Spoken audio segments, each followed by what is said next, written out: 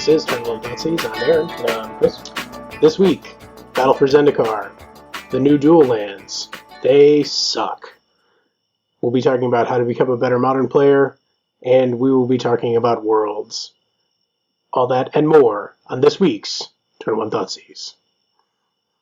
So, I want to hit the Battle for Zendikar stuff because it's a quickie, because we're going to do an entire episode on it later. For right now, the stuff that people are going crazy for is the new slow dual lands. There's 5 of them right now. They are enemy colored, so they're the same as the Gatecrash. They're allied colored, right? White, blue, blue, black, green, white, red, green. Yes, they're the same as the. They're the allied colors, I believe. Oh, okay. Yep, you're right. So all of them right now are out there, and people are like, "Holy crow! My head is going to explode with how awesome these are," and that is 5% true. They are Canopy Vista, which is a forest plains, Cinderglade, which is a mountain forest, Prairie Stream, which is a plains island, and Smoldering Marsh, which is a swamp mountain. So yeah, basically Temple Garden, Stomping Grounds, Hollowed Fountain, and Blood Crows. Now, the thing about these, the upside is they are fetchable, which is great. Mm-hmm. The downside is they enter the battlefield tapped unless you control 2 or more basic lands. So it is theoretically possible to, in a 2-color deck, sequence your fetches so that this is the 3rd land that you fetch so that it comes into play untapped. In a 3-color deck, it's going to be very difficult to do that with any sort of regularity, I think, because of your opening hand. Like, in a 3-color deck, most often you're going to need at least 2 of those colors probably on turn 1. Let's look at an opener from, let's say, Grixis Control. You want to turn 1 Serum Visions into turn 2 Terminate, we'll say. Yep. In order to do that, you're going to need all 3 colors by turn 2, and anytime you're going to need all 3 colors by turn 2, you can't rely on these late lands. Yep. So, also I disagree with the Tango lands. I'm making it official. It feels too forced. It is very forced. Yeah. So, and it is not as funny as something that deserves to be forced should be. And it was a lot of Wizards employees that put that out on social media pretty early on. So it almost seems like it was a development thing, and they're almost trying to make it happen, and just stop making fetch happen. Yeah. Stop trying to make fetch happen. It's not going to happen. But anyway, so these late lands, in 2-color decks, you could probably run 1 or 2. Do you really want to run them over, let's say, the check lands? I'm not even sure you do. I mean, you can fetch them, which is nice, but I don't know how necessary it is, because the whole benefit of people are saying, oh, well, you crack it on the end of your opponent's turn, and you get it in untap to untap with it. And while that's true, the same can be said for a shock, which in that situation does the exact same thing. And most of these 3-color decks right now are only running 1 to 2 of each shock. Right. Yeah, it's not meant to supplement the modern landscape. It's really meant to balance the color fixing for standard. Right, and I think, and that's the other thing, I wish they came out with the full, they're going to do it in the future, they need to start printing all 10 lands at the same time, because otherwise you get this inherent unbalanced effect in standard, because now there's a ton of better fixing for the allied colors than there are the enemy colors, which gets a little bit awkward. That being said, these lands are great for standard, because now you do have the possibility to fetch a shock in tapped, which is fine. Sure.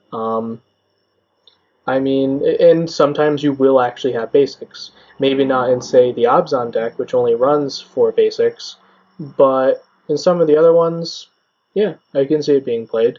It's just not very good for Standard, very good for EDH, not for the other Eternal formats. Yeah. That being said, I will probably get sets of them when they cost $4 to $5 because of the chases in this set, which we should talk about next. This set is going to be opened so much that these things are going to be falling out of people's ears. I mean, there's no reason that any of these cards should cost more than $4 or $5. Right. I mean, the open rate is going to be off the charts because... Well, before we get into that, I just wanted to make a little bit more, because I also wanted to analyze these late lands in another possible modern place, which is the monocolor decks that are splashing something. Okay. Because that's another interesting thing. So, for example, Death and Taxes right now has been the dominant version of Hate Bears. Do they then start a light splash? You basically do get a free splash of, like, Gadokteeg. Sure. And so there are situations where you're basically getting more copies of the check lands or Razor Verge Thickets in your deck for a very low cost without needing any fetch lands. The same could be said if, not exactly for Boggles, because they don't run enough basics, but if they move to a few more basics to avoid Blood Moon, that's another possibility. I looked at Merfolk, and Merfolk I don't think is a good spot for it for splashing white. I don't know if they need it, and like really and truly, they need what, one Hallowed Fountain? Well, not even that. They have the if you're splashing white, you have the you have blue Wanderwind white. Hub. Yeah, you have Wanderwind Hub, the Merfolk land. Yeah. So between Waterwind Hub, Cavern of Souls, and you can just run a Hallowed Fountain. You probably can't even run these lands in Merfolk. Yeah. Because Merfolk runs a surprisingly large amount of non-basics for a monocolor deck as well. Yes, for choke reasons. Sure. And even, yeah, Cavern of Souls and everything else. But beyond that, Burn could look at this. These probably warrant a space in Burn, especially if Burn continues to be very popular and Burn-esque decks, because it could save you life in the mirror match. Like, if you are red-white Burn, I would definitely run these once the enemy colors come out. Sure. Yeah, I mean, I could see running the Cinder, whatever, the Stomping Grounds one. Yeah. That would be fine.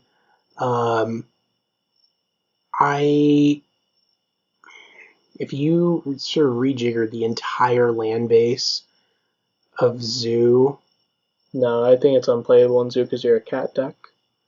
Yeah, Right, no, never mind. They are mountains, and no, because you just don't want basics. Like, you want 4 to 5 maybe for Blood Moon purposes, but otherwise, like 4 was pushing it. Big Zoo runs 4, and that's pretty pushing it. So yeah, like I said, are they neat? Yes. Will I get them if they are cheap? Yes. I will not pay. I wouldn't pay regular shock prices for these. Like, the shocks probably will stay around $10 to $12. I also completely forgot. I should have, or you should have remembered this too. But if you were splashing a color in 8-rack, these would be very good. Those would be very good. So there are going to be some niche. I think now I actually remember. I sent this to you before. Yeah, I saw it on Twitter, and I wish I remembered the person's name, but it was the best description of these lands. They're very good in Standard and EDH, but very niche in Eternal formats. That's the thing. There are a couple decks where these will fit in, and they're going to be great budget options because once they rotate out of Standard, they're going to be $2-3. So but even so, I mean, I was running Dragon Skull Summit, the Black Red Checkland, and I never had an issue. That is the other problem. The check lands already do everything these lands would do in Modern, and you only need one basic. So for 2 color decks, the check lands are probably just better. Yeah. So that's that. Don't get sucked into the hype. Or if you're somebody that likes hype, get sucked into the hype. I mean, that's purely your option. Our Debbie Downer segment is now over. The other thing, so the reason that all of these cards are going to be so cheap is because Wizards inserted a non-standard legal expeditions set inside Battle for Zendikar. So they are printing super duper rare, mythic rare, full art, foil shocklands and Zendikar fetches. There's 25 lands total. Should be all 10 fetches. Oh, is it all 10? So, right. Oh, they haven't shown the art for all 10. They haven't shown the art for all 10, but so they're actually splitting it up. Because this is a bigger set, this is a 45 card promotional set where every card is going to be quote unquote full art. They're not full art, and that upsets me. But they're like 7/8 art. They're not, because the rules text box is very non-transparent. Okay, so it's the proxy guy on Twitter. Go look up the proxy guy on Twitter. He made at least 2 versions that are just strictly better. Sure. They just should hire him to do art. I hope they do. Anyway, so it's actually a 45 card set split up between the 2 sets of Battle for Zendikar. There are going to be 25 cards in Battle for Zendikar and 20 cards in the next set. Which is called Oath of the Gate Warden. They released that earlier today. That is awful. Well, but okay. That aside, there are going to be 25 lands in Battle for Zendikar that you can get. It is going to be the 5 late lands from Battle for Zendikar themselves, and then 10 shocks and the 10 fetches. The 20 lands in the next set, which is whatever you said, are going to be an undetermined set of lands, and there are going to be 20. Presumably, they're going to be the 5 other lands to complete the Battle for Zendikar cycle, and then 15 stuff. My hope is for a Manlands reprint. That'd be really cool. Those would look probably really cool. The other 10 could be a complete cycle, and we just don't know what that full cycle is going to be. Right. So as of this recording, there are people that are already selling them, pre-selling them on eBay. The most recent one that I saw was for a promo Steam Vents. It finished at $200. Here's the problem. Right now, they're saying that the rarity is going to be a little bit less rare than a foil mythic. So if you do the math, there is on average 1 foil mythic per case, which is 6 booster boxes. So it's about a 1 in 120 chance. So in order for people to actually pre-sell these with any sort of realistic expectation of not only getting one, but getting the specific one that they've pre-sold, is essentially zero. I mean, it's infinitesimal. There's no realistic expectation, because what that person is going to end up doing is they're going to wait until it comes out, and then they're going to go buy one. Well, and they're going to try and make $50 on it by, buying it from another dealer for $150, and then just send it to you and pocket the $50. And that's one way to do it. A lot of these people also just have access. They are sometimes either know a distributor or know a store or something, and they get the product. Stores and everything else get the product ahead of time. Sure. And they just keep it very tucked away, because they could just encounter problems from Wizards if not. And they crack it way before they're allowed to sell anything, right, so that you have singles when the set goes on sale. And so the hope is if they order, 12 cases, right, then they'll open what they pre-sold, and hopefully everything's okay. But yeah, the art, I mean, the chance of that is just so slim. Yeah. Now, that being said, it's actually really good for everybody else who is not chasing after these super duper promos, because all of that supply is just going to artificially depress the price of the actual singles. So I would be, and normally I'm a pre-orderer. I do like to, I'll go through the set, and anything that catches my eye, I'll usually just pre-order a playset, because I don't want to have to try and track them down or open them. I've made out in terms of having the stuff that I wanted available when I wanted it, not having to chase it down with like the previous 3 sets. And I've looked. I mean, I'll pre-order sets of commons and uncommons. Well, sure. As modern players, or if you're any Eternal player, the cost of pre-ordering, even now, and even though the price is going to be driven down a bit from all the people chasing these full art promos, the amount that it drops compared to like buying into standard, there's probably only going to be half a dozen cards you want. You're still just not even spending that much. Yeah. I mean, I usually spend, I think I looked the last 2 sets that I did this, I think I maybe spent like $40 max, and I got play sets of everything that I wanted. Yeah. So that's what I like to do, and hopefully that will work for you, possibly. Let's talk about Worlds for a minute. Yeah, so Worlds was super interesting. Congrats to Seth Manfield. By the time this podcast airs, it's no longer going to be a spoiler warning. Like, it's been it was a week. Not a spoiler warning. Yeah. By the time we're recording it, that's true too. People wouldn't shut up about it on Twitter. Well, he had an amazing run. There are, not to diminish, 14 rounds of Swiss, and then you cut to top 4, I believe. So he, in total, played 16 rounds of Magic just by getting to the finals, and his total record was 15-1. He lost a round. Like, that is just impressive considering he's playing against the 23 best players in the world playing this year. So,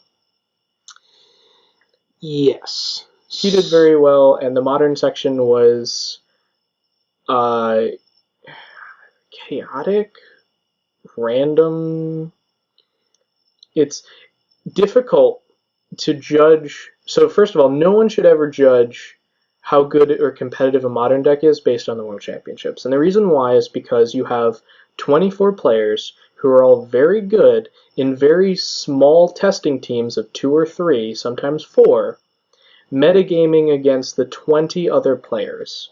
So they're all trying to predict themselves and each other and double bluff and find the best deck for the tournament. And because of that, everyone seemed to go overboard this year, and the deck choices were all from left field in an attempt to out-metagame everyone else, except for the people who made the sensible decision and played Affinity, because Affinity has game against all of the left field decks and has a good game against Grixis and Jund if someone actually brought that. Right. So let's see where we landed. So there was Affinity, which was very, very standard. There was Blue-Red Twin, also very standard. There was Bogles. Ari Lax brought that. There was a few. There was a team on Bogles, a team on Affinity, a team on Living End, so a team on Jund, Black-White Tokens. There was a team on Black-White Tokens. Yep. Ephro. There were a couple people that brought it. Yep. More Affinity. Yul Larson. Oh, Yul Larson's team was on Living End. Yep. Oi, oi, oi. Well, Living End was actually probably the second best meta call. It just didn't work out quite as well as they thought, because Living End is a very good deck against all of the other Tier 2 modern decks that they expected to see, and they guessed the metagame correctly. It just didn't happen to work out.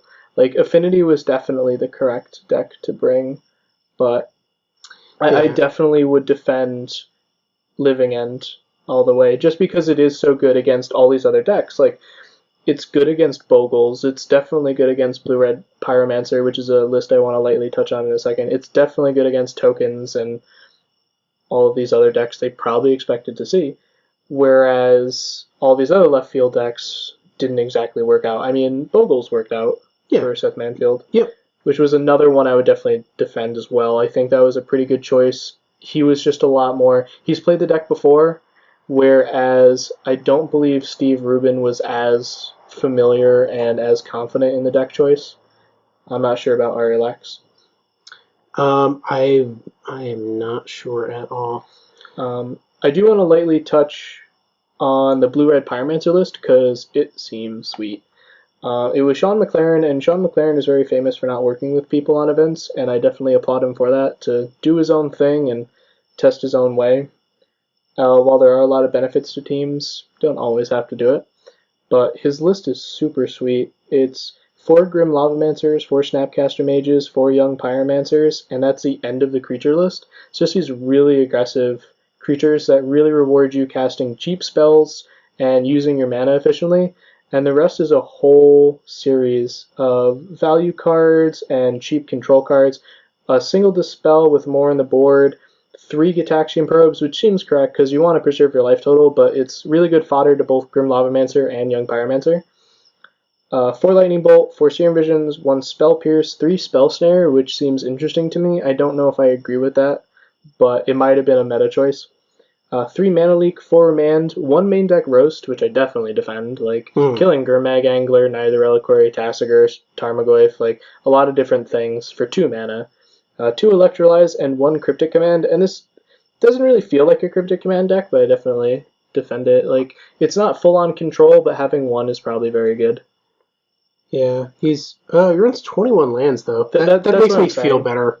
Having the Cryptic in there. Oh, sure, yeah. This isn't a Delver deck where you want like 19 lands. You're not as concerned about having an instant or sorcery on the top of your deck. And he also runs 2 Desolate Lighthouse, which I want to point out. Most decks really only do run 1, but having the 2 almost makes us feel better because the hands that have 2 of them in it aren't very good, but when you see 1, and increase in likelihood that you'll see exactly 1, is actually really good, and you can always just discard the other one to Desolate Lighthouse. Like, the Desolate Loot House thing is absolutely great, especially against grindy matchups. Yep. So, I like this list a lot. It gets around 4 Sulphur Falls, which is great. Being only 2 colors, it has a very non-hurtful mana base. Like, he gets to run... he's running 3 islands and a mountain. I probably would try to sneak in an extra island in there, and then 4 Sulphur Falls. So he's very good against Choke and Boil, as well as Blood Moon, and he gets to run Blood Moon in the board, I think. Yep. He ran 2 Blood Moons, 2 Shadow Storms, 2 Spellskites, 2 more Roasts, which definitely agree with. 2 Pyroclasm. I don't know if Pyroclasm or Anger of the Gods is better.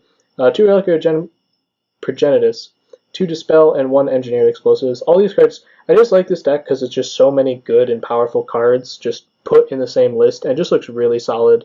Like, with a couple minor tweaks, I just think it's really good. Yeah.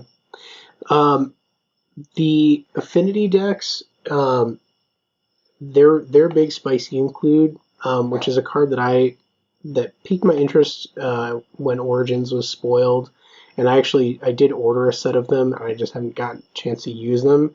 Is the Giriper Ether Grid.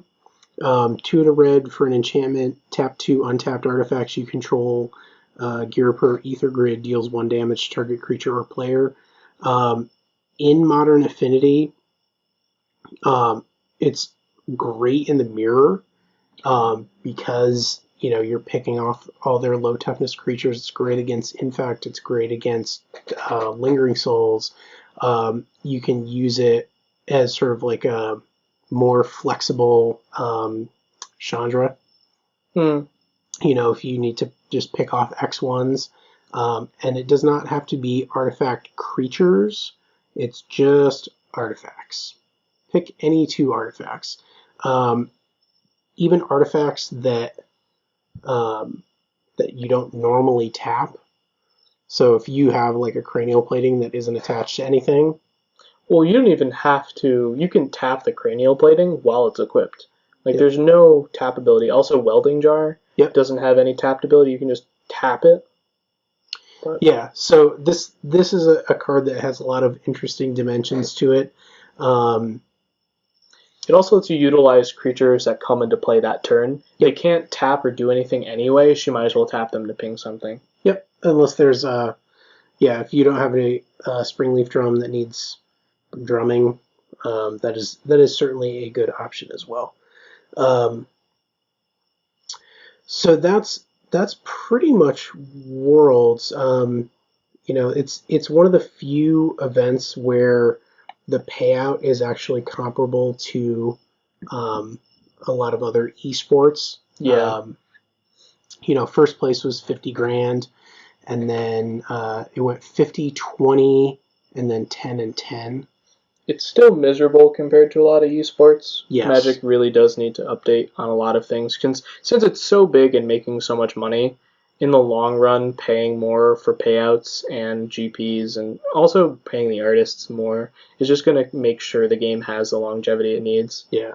I mean, you look at something like League of Legends, like, that game is not fun. Sorry, League of Legends players, but it's not. Their payout is something like $5 million. Well, right. So I'm going to actually amend that statement. League of Legends is not fun to watch if you don't play League of Legends. Like, unless you're already a League of Legends player, it's very, very difficult to watch. And if you've never played a MOBA, then it's excruciatingly difficult to watch, and it's just colors. It is lots of colors happening at a really fast pace, and yeah. It's like, have you ever watched somebody play Warcraft 3? It's that for me. Like, I just look at it and I'm like, I don't even get all the funny orc noises. No one's saying Zug Zug. Oh, they have mods for that. It's great. Okay, well, so problem solved. Probably, yeah. I'm still waiting for Warcraft 4. Yeah, get on it, Blizzard. But aren't we all? Yeah. But so moving away from the offended League of Legends players, the top 4 people at Heroes of the Storm were going to get paid more than any individual for a single Magic event ever. Wizards needs to update their payouts a little bit more. Yes. For sure. It needs to catch up with the rest of these esports. Now let's talk about what we wanted to talk about. Yes, now let us talk about being better Magic players. So this is certainly part of my quest, and one of the reasons that when Chris and I started hanging out, he is a much better player than I am. He just is, and not in a like Mozart Salieri kind of way. He just has played more and played more competitively than I have. And so one of the things going into the podcast, even when we started, was I really wanted to focus on becoming more competitive, because that's one of the payoffs for me in my head. Okay. Like, I'm going to spend all this time, I'm going to spend all this money. Like, it should have some goal in mind, which is to be competitive. Like, I don't necessarily need to, like, Pro Tour top 8, I don't know, is my goal, but, like, top 8 PTQ? Like a regional PTQ? Yeah. You might as well just shoot your goal as top 4ing the regional PTQ and just qualify for Pro Tour. Like, qualifying for a Pro Tour is a very good goal, especially when your goal is to get more competitive. Like, if you're not at that competitive drive very far to go to a PPTQ, which luckily we don't have to do. Right. Yes, that is what is good about living close to New York City and New Jersey. Right. Oh yeah, even the regional PTQs are not far at all. Like, the closest one to us is in, like, the not upper state, but, like, southern upper state, mid-state New York area, I believe. So even that is definitely less than 3 hours, and I don't know if it's that much more than 2. Yeah.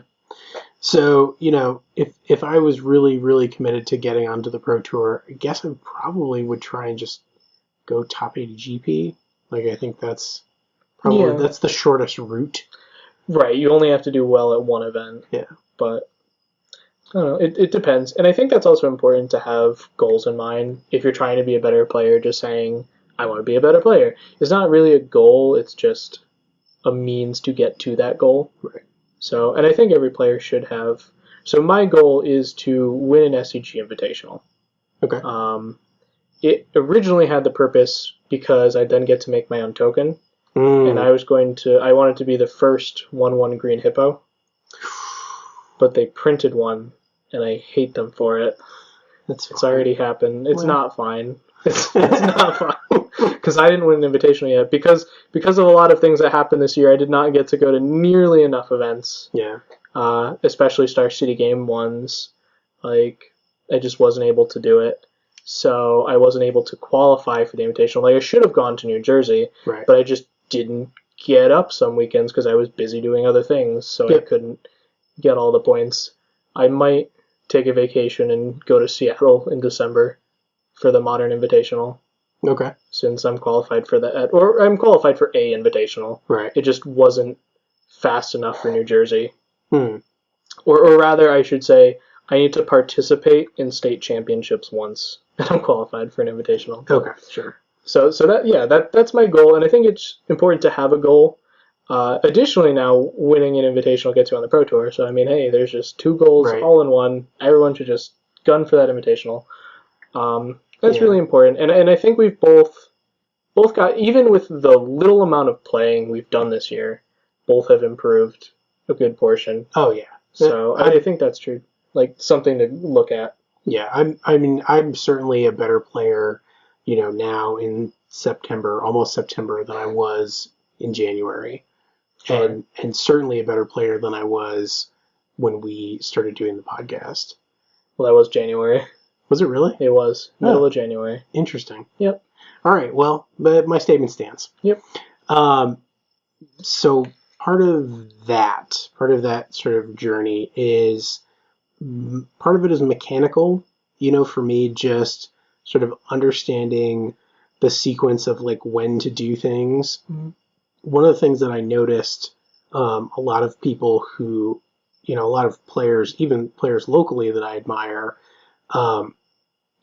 they will often try and do as many things as possible on their opponent's turn, and during different phases, not even necessarily in an overly strategic way, but understanding when you have priority to act and using those opportunities to crack fetch lands to, give you an option for when they play their first creature so that you don't have to do it in response to something else. Yep. Or, if you have an instant speed discard spell, using that during their draw phase.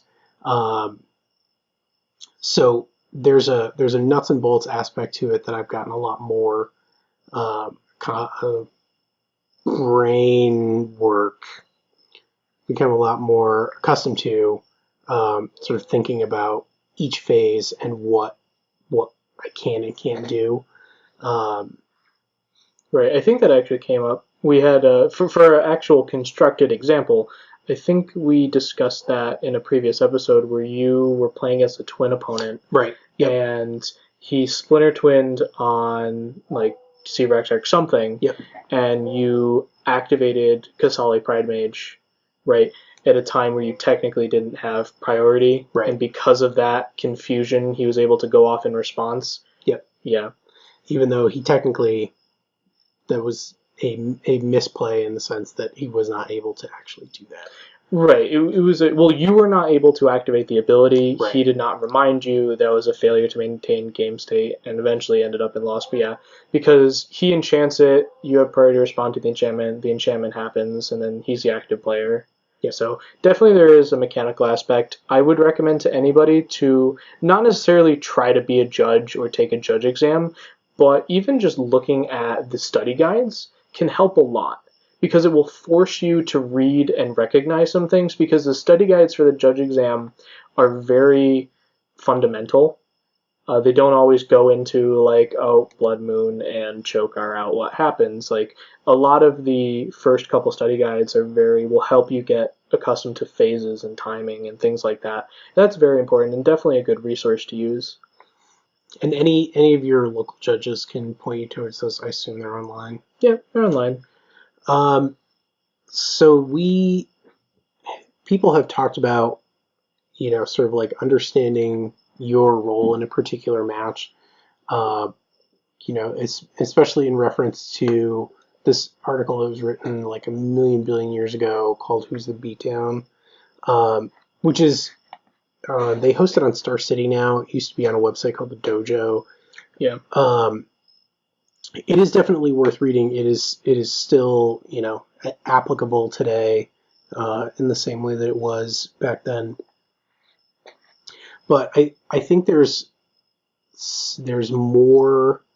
There are more considerations. I feel like the game has certainly gotten more complex since that article was written in terms of like what the possibilities are at each sort of decision tree. So understanding if you need to take an aggressive line versus a control player, or if you are on the defensive, even if you're the more aggressive deck, choosing to be on the defensive in the face of a Tasker or Gurmag Angler or something like that, where control decks have more access to sort of like bigger creatures that are more efficient, than previously available. Right. Like if you take Gurmag Angler and Tassiger out of the format, control decks, that include black, like Grixis Control, that sort of thing, those decks look very different. And they present a very different suite of threats that demand a different set of responses. We've definitely talked about it in the past, how to understand your role in a particular matchup, and it really has to do with understanding what your cards are supposed to do and understanding what your cards can do. A really good example is Kolaghan's Command, I feel like, because Kolaghan's Command can be played as more of a mid-range card or a tempo card or a control card because it is a built-in 2-for-1. Another really important differentiation that I heard a while ago, but I saw circulate on Twitter about a couple weeks ago again, and I think it's just the best way to describe things. The difference between tempo and mid-range, because they're very, very close, and neither's quite aggro and neither's quite control. They sit somewhere awkwardly in the middle. And the best way to differentiate them and your role in the matchup is in a tempo deck, you play your threats first and your disruption second, and in a mid-range deck, you play your disruption first and your threats second. And knowing where you fall up against the other deck can change things a lot. For instance, if you're playing Grixis Delver and you're up against Jund, Jund is probably still going to be the mid-range deck and playing their disruption first and their threats second.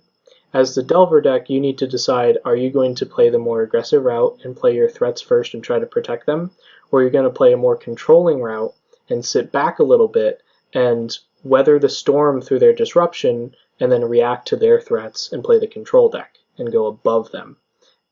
And so understanding what your cards can do instead of maybe their intended purpose when you design the deck is also really important, because that Kolaghan's Command could be super huge in that sort of situation, as well as Tassiger and Gurmag Angler. Like in Delver, you're usually trying to play them on like turn 2, but up against Jund, you might want to play it on turn 6 for 1 mana while holding up a Terminate and a Lightning Bolt. So knowing what your cards can do, there's a really great quote from a movie about space. Doesn't really...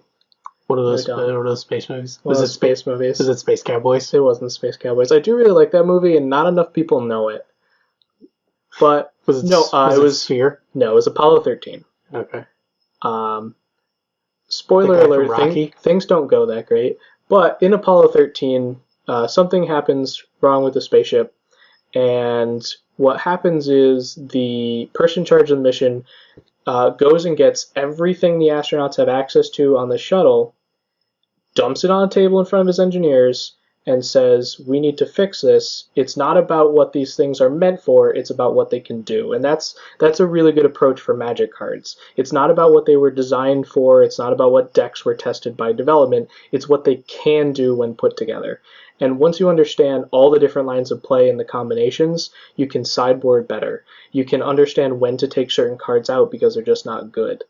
Another quick anecdote on that, actually, there was a local tournament where it was a standard game. Someone was playing Blue-Red Mill, and the opponent was playing Abzan Control.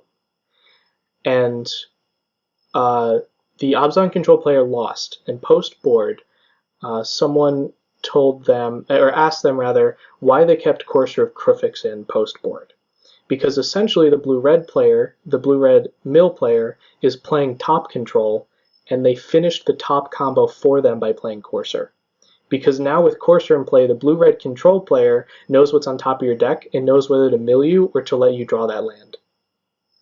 So understanding everything your card is doing, whether it's beneficial for you or bad for you, is really important. And then if he had thought about that, he would have taken the Coursers out for game 2 and 3. Right. It's just not a good card, it's not how he wins the game, and it's helping him lose. Yep. So understand all of the consequences of playing your cards.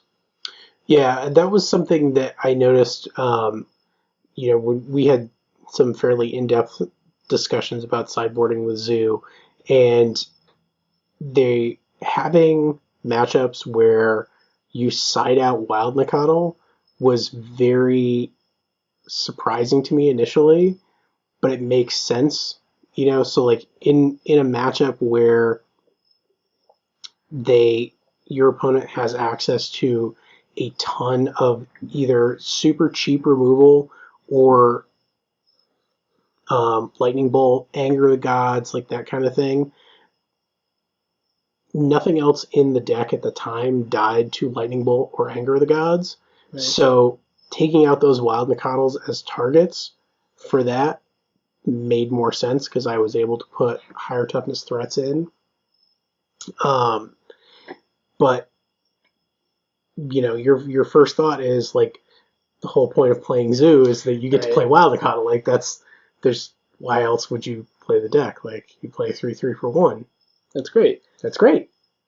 It's great unless your opponent has a lot of lightning bolts. Right, a lot of lightning bolts, or it's so many things. Yeah. Because then you also run into the problem of what if Wild Nacatl isn't a 3/3? In situations where it's just going to die, like up against Burn, I don't like Wild Nacatl. And the reason why is because it dies to Bolt, it dies to Searing Blaze, and especially Searing Blaze, you need to minimize your Searing Blaze targets as much as possible. But you might not even have the 3 lands when you play the Wild Nacatl. Yeah. If you play it on turn 1 with a shock, they might be able to just kill it some other way. So if for any reason, or especially if you're running the bigger versions with Rage and Ravines and like the Singleton Horizon Canopy, if you have 2 lands but one of them's not the basic land type you need and it's still a 2/2, you just open yourself up to so much more removal. So yeah.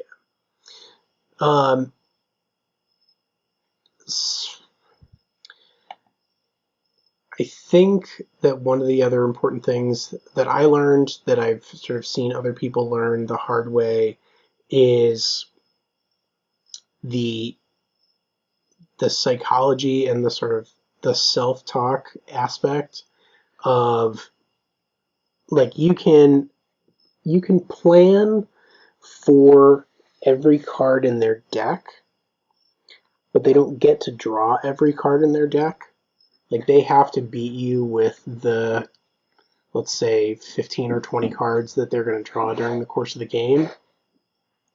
So there's a point at which you just have to force them to have it. And, I see that certainly getting used to playing a more aggressive deck.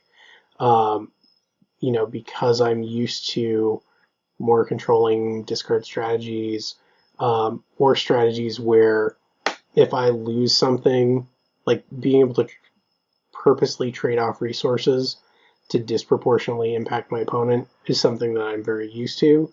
Whereas me going, okay, like here's my step links. I don't have another creature. I need to protect that step links. Whereas normally I would just be like, whatever, kill it. Sure. Collateral damage, smallpox, whatever, don't care. So not having a mindset that's appropriate to the cards that are in your deck, I think, is important.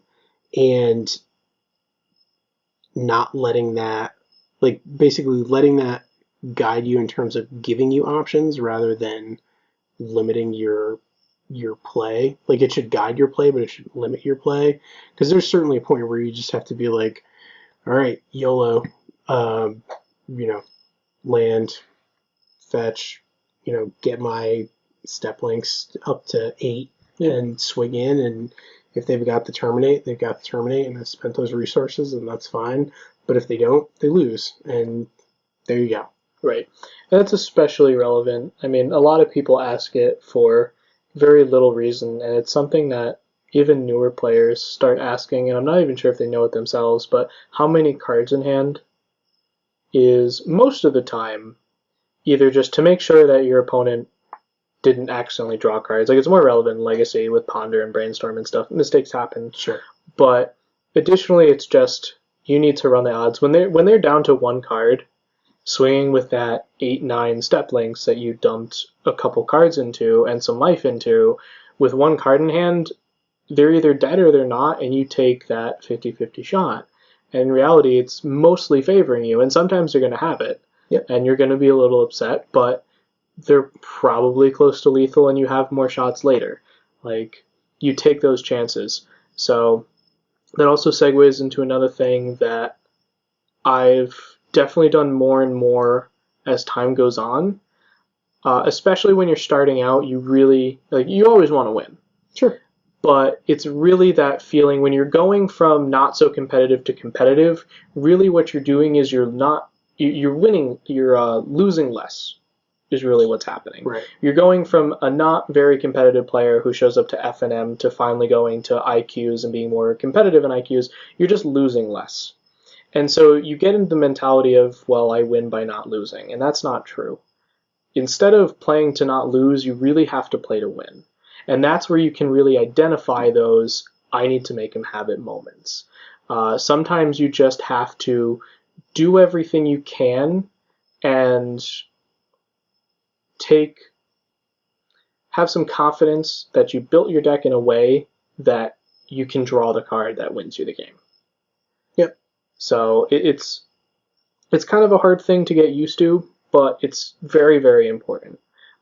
Playing to win versus playing to not lose is a very fine line, but sometimes you just dump your resources in and you take one line of play. Like, you find that line of play, you still lose to some things, but if a couple things go right, you just win the game. And that's what a lot of people, and it's almost discouraged, a lot of people be like, oh, he got lucky, or oh, he drew the card he needed.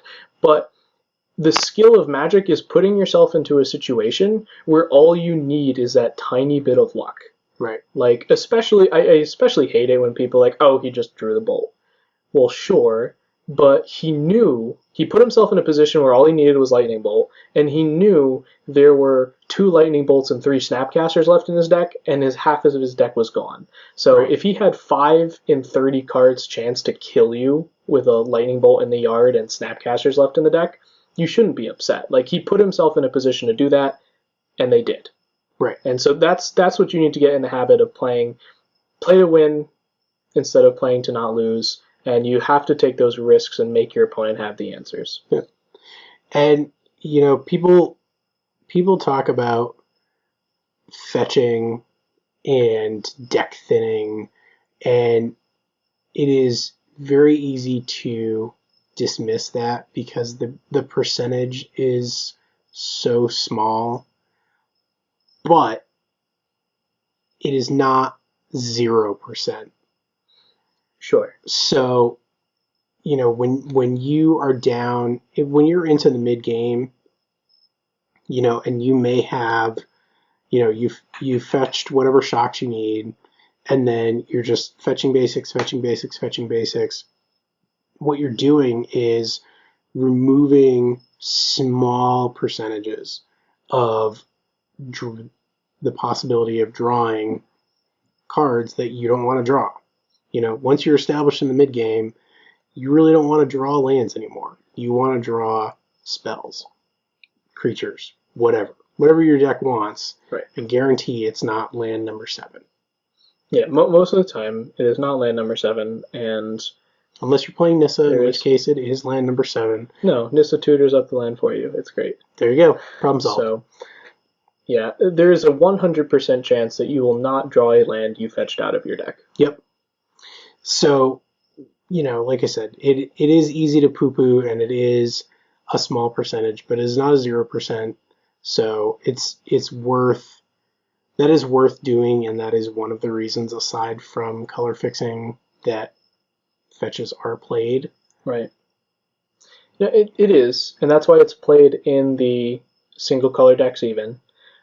The important thing to remember also is it doesn't hurt you depending on your life total. Like, there are some situations where it literally just won't hurt you. If your life total's high enough against an aggro deck, you can take that 1 point to get that tapped shock land at the end of their turn. Yep. And most of the time, look at your life total. If it doesn't shorten the clock at all, or even if you're up against a burn deck, just every card in their hand, treat it as 3 damage and look at their board, and if you're dead in a couple turns, maybe don't fetch. But if you're not, if your life total is still high enough, fetch that land. Like, it's not going to really hurt you. Yep. So. Or if you really hate it, just run Evolving Wilds and, or just run slow lands. No, don't do any of that. Don't do if you're trying to be competitive, don't do any of that.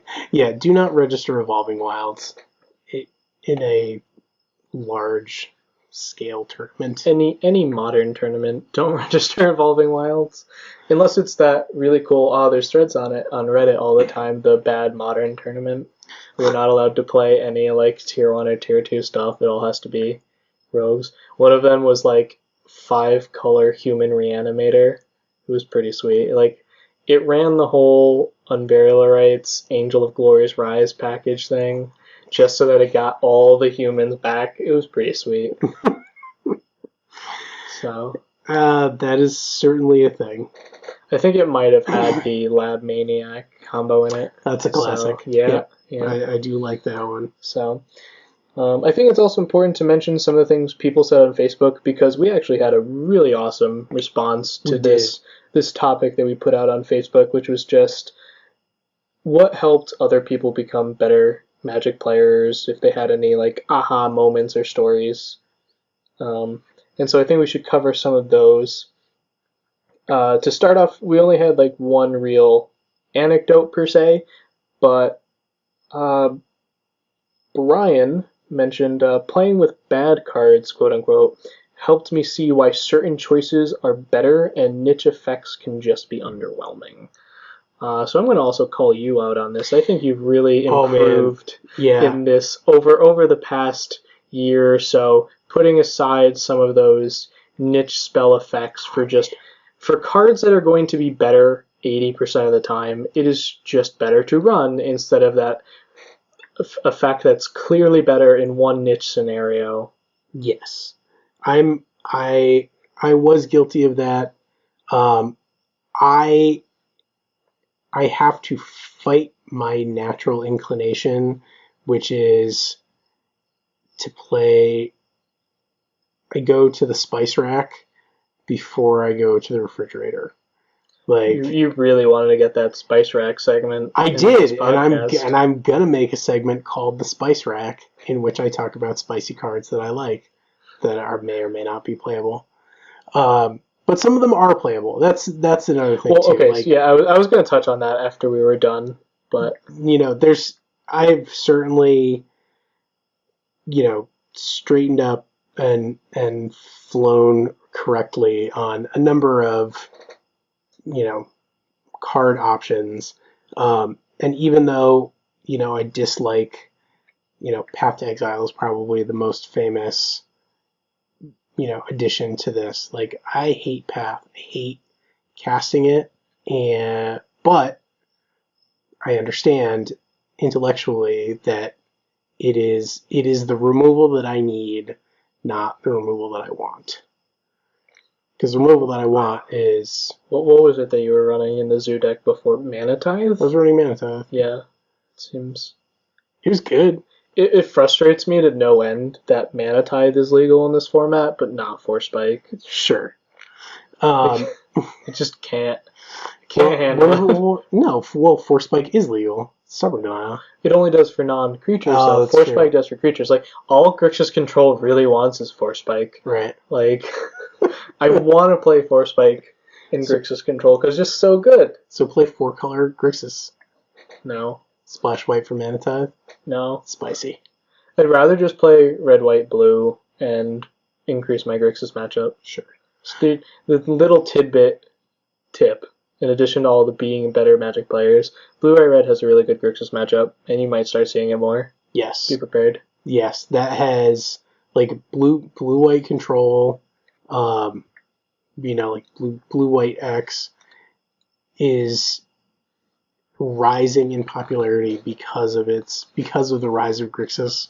Yep. So, that's definitely out there. It's also a good choice, just to play if you like it pretty straightforward like control, and some fairly spicy cards.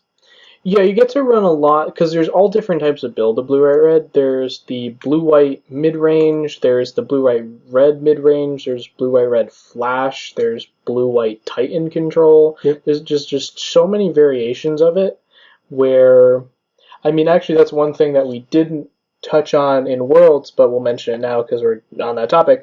Yuya Watanabe ran a really cool blue-white control deck, and I'm pretty sure he went 3-1 with it. Okay. So a pretty respectable finish considering, once again, you're playing against the other 23 best players in the world. Yuya Watanabe, arguably the best player in the room, even if he didn't win.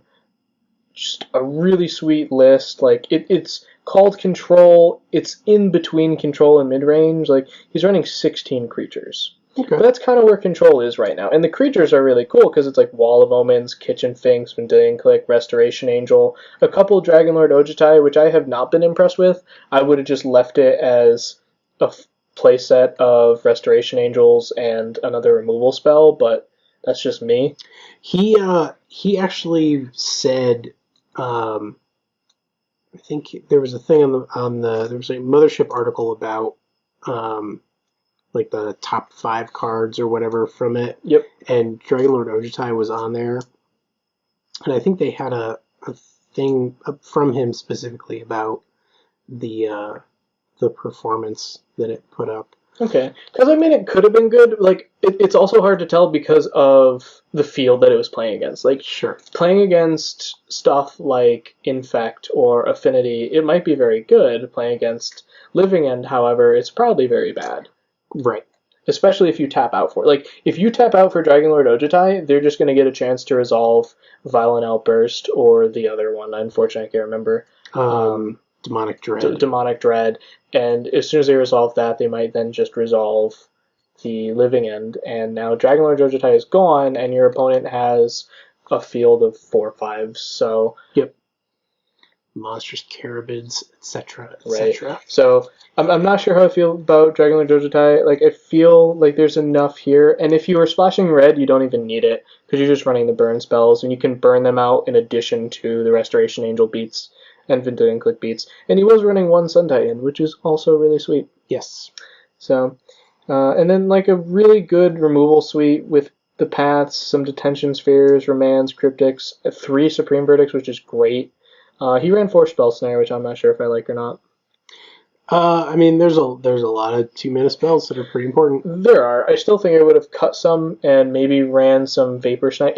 So in a real room of modern decks where you're expecting a lot of Grixis control, I would run some Vapor Snipes because it gives you more 1-mana ways to interact with Delve creatures. Right. Where You're playing more of a tempo game, but you're probably fine with that because you're going to beat in with Resto for another turn or two, and they might not have the graveyard to delve it out again. So Yeah, those 4 spell snares could probably have been some mix of Dispel, Spell Pierce, and yeah, probably Vapor Snag. yeah, I dislike that there's not a single Dispel in the main deck, and there's only one in the sideboard. But otherwise, this is a really cool deck.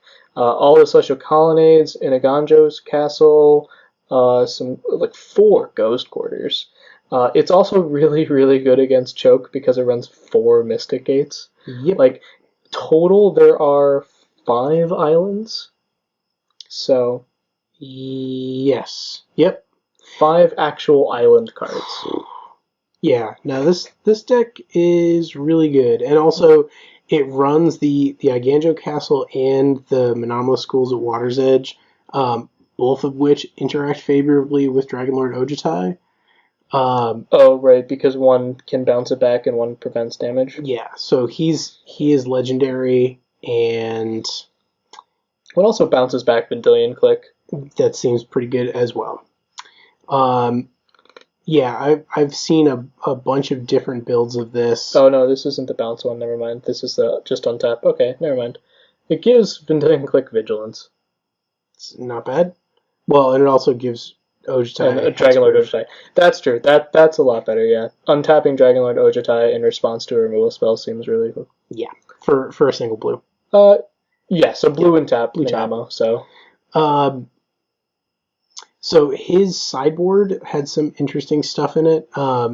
So he was running 1 Dispel, 1 Grafdigger's Cage, 1 Celestial Purge, a card that I love, 2 Negates, 1 Spellskite, 2 Stony Silence, 2 Aven Mind Sensor, 1 Crucible of Worlds, 3 Threads of Disloyalty.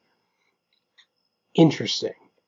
In my head, I always equate Spell Snare with Threads, because it's like if you didn't get to Spell Snare it and it turns into a creature, then you can Threads for it.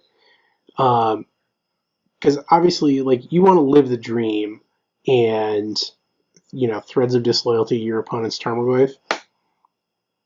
Yeah, so Threads of Disloyalty has actually gone down a bit because everyone's moving to Gurmag Angler and Tassiger instead of Tarmogoyf, so there aren't as many 2-drops to grab, but there still are plenty of them, and that's why it's a sideboard card. Like, you bring it in when it's necessary, and sometimes it is just necessary. Yeah, also Crucible of Worlds with Ghost Quarter is gross. Yep, because eventually they will run out of basics, and you get to also Ghost Quarter their basics. Yep. Yeah, so you can basically just, if you have Crucible of Worlds and Ghost Quarter, you very quickly will just be strip mining your opponent every turn. Yep. And because he runs Aven Mind Sensor in the board, it gets even better. Absolutely. And by better, I mean worse. Well, it depends on which side of the table you're on. It certainly does. So yeah, keep an eye on blue-white control. It is very customizable, and there's a lot of really interesting cards that people are going to look at and go, huh. And there's a lot of with the different variations, there's a lot of budget options. You can build the full Sun Titan version of the deck with Emiria and everything else, like getting all the planes into play with Sun Titan, Pilgrim's Eye, Lone Missionary, all of that, for, I believe, less than $250. Yeah. If not a little bit less. That deck is crazy. Like, it is especially against like black-green X decks, like, unless they have a way to just completely nuke your graveyard. Yeah. It's being able, like, bouncing once you start bouncing, like, Lone Missionaries with Emiria. And even Wall of Omens. Like, if you get 2 Emirias in play, you just get to be like, alright, well, I'm going to play Lone Missionary and gain some life, and Wall of Omens, and draw a card. So now you're drawing 2 cards and gaining life every turn. Like, yeah, it's silly. And Lone Missionary, this is something we talked about off the air, but, man, Lone Missionary is a big deal, because the difference between gaining 3 life and gaining 4 life is the same reason that some of the modern burn decks are starting to run Exquisite Firecraft, because the difference between 4 damage and 3 damage is a big deal. Right. Being able to do 4 damage with 1 card is very real. Yes. So, and that's another thing to look out for. You will start to see Exquisite Firecraft pop up as probably a 2-of. Yeah. In Modern Burn. Safe. Because it is 3 mana, but it is 4 uncounterable damage. Right. It's basically it's Flames of the Blood Hand, but it has some upside, and I can't remember what the difference between the two of them is. Well, Flames of the Blood Hand stops your opponent from gaining life. Oh, that's right. Which was the difference. This one's just uncounterable, but that's kind of a big deal. Like, you're already running Skullcracks in the board and Atarkus Command's main most of the time, so you have enough of the can't gain life effects that you don't really need to run Flames of the Blood Hand anymore, but you really want that extra 1 card deals 4 damage. So that's it for Yuya's control list, which, like I said, really sweet, and I think blue-white is a pretty good meta choice right now. Yep. Like, I don't think you'd be upset, and like we said, it's so customizable, and there are so many different price variants, like from as little as $200 to $250 to as much as $1,000 if you're running all the Snapcasters, all the Restoration Angels, the whole mana base, all the Celestial Colonnades, and everything. So yeah. It's a deck that you can start buying into low and just upgrade over time, and that's perfectly fine. Yeah.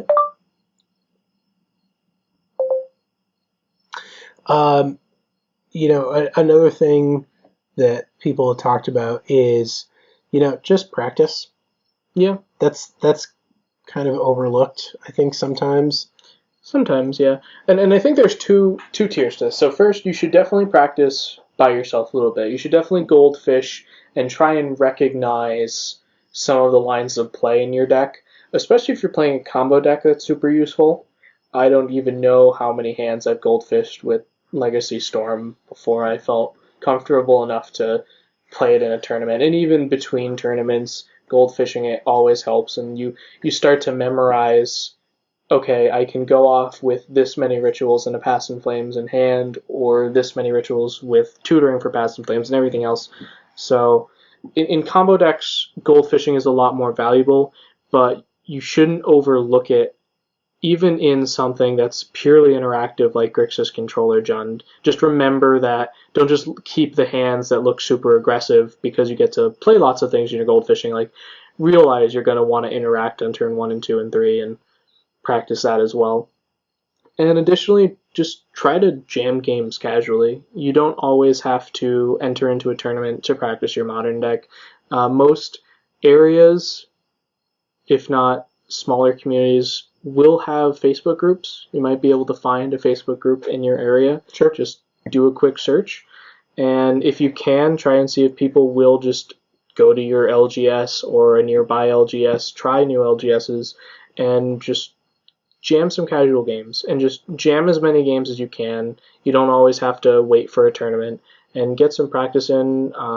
If you have friends that play Magic, proxy up a second deck and jam against that.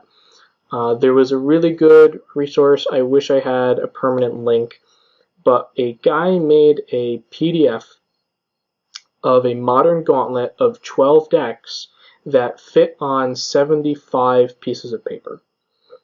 76 pieces of paper, based on the fact that there are, I believe, 12 card names written on every piece of paper, all numbered, and then you have a key, so that each card represents 12 different things for different decks. Oh, I see.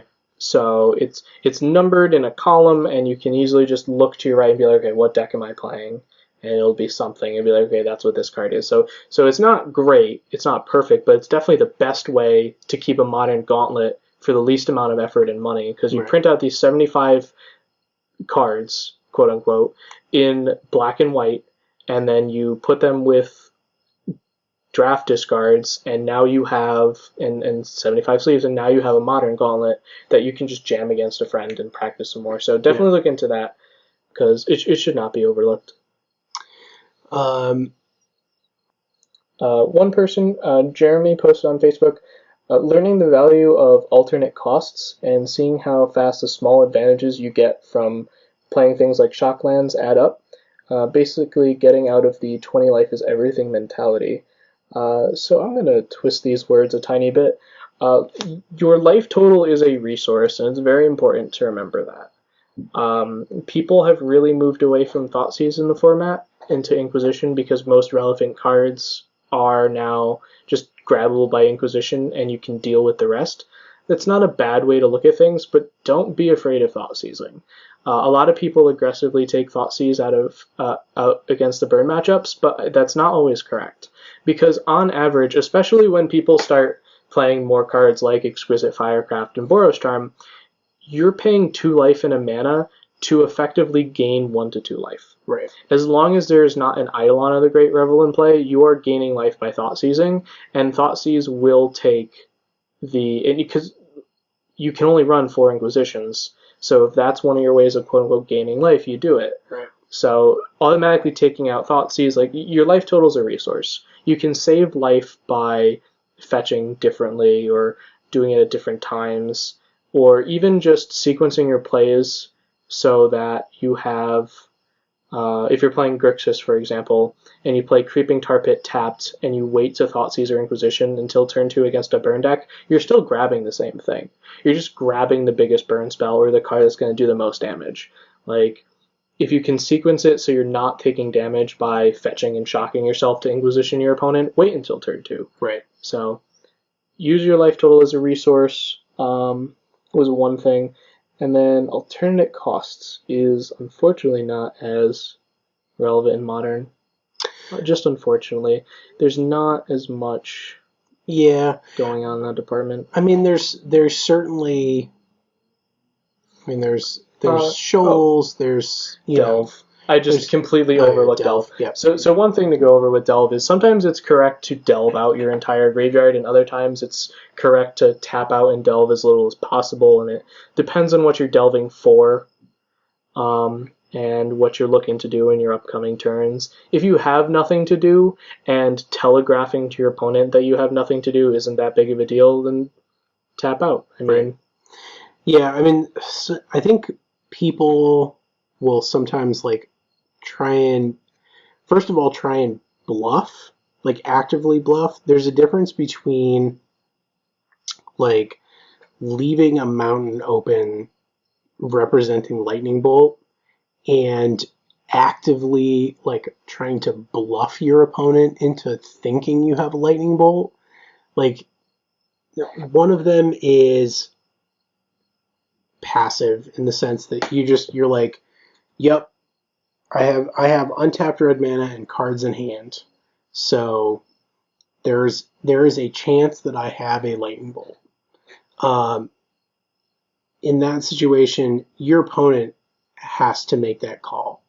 Like, they have to look at it and go, well, untapped red, they have to take that into account, certainly, into what their plays are, but you're not sitting there necessarily being like, so, what do you think you're going to do? You going to play something with 3 toughness, perhaps? Are you, like that sort of thing, like trying to mind game somebody, will sometimes work, but that shouldn't be your go-to in a situation like that. It shouldn't be. There are some other things, like, so first of all, don't believe that professionals don't do that, because that's half of the thing. There's actually a really good, so one famous one's the pen trick that was performed by Patrick Chapin, I believe, where he had the removal spell for a creature that was going to be coming in, and so he picked up his pen and hovered over his life pad to accept the damage, and so his opponent, without hesitation, sends in the damage. And then he puts the pen down and casts a removal spell, where the opponent could have then just not done that and thought about it for a second, but he already picked up the pen and represented. So that's a very famous one. An even better one was, I'm trying to remember the players. I think it was once again Patrick Chapin, who, if you actually watch it, it was definitely modern, and the way that he played, actually it might have been, I think it was actually in Pro Tour Journey to Nyx. The way that he played against one of these players who had an Eidolon out, he was just talking about so many details and going over so many things. His opponent missed Eidolon triggers. And you can, if you watch it repeatedly and you know what to look for, you can tell what's going on, and that's just something that happens at the professional level. Because there's only so much mechanically you can do in the game of Magic that you have to rely a little bit on mind games and a little bit on outthinking your opponent. Like there are always two sub games going on. And there are different ways to do misdirection and things like that, and it's something opponents will do, but that's not something you should worry about at IQs and PPTQs and RPTQs. That's something that you should worry about when you're one win away from a PT top 8. So it should not be your go-to. One thing that I'll do a lot is I will, if I have two sources of mana, like let's say I have a mountain and a steam fence, sometimes I'll tap the steam fence and then go back before I cast anything and just undo it and tap the mountain instead. And then now that's the mind game of the opponent's like, oh, he left the steam vents. He went and undid his action.